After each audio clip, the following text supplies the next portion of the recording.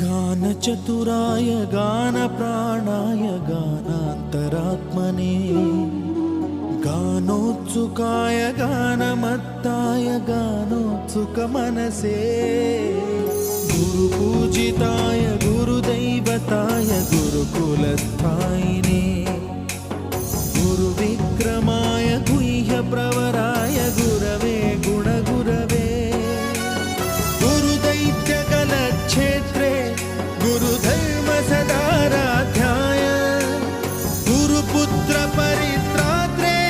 गुरुपाखण्डखण्डकाय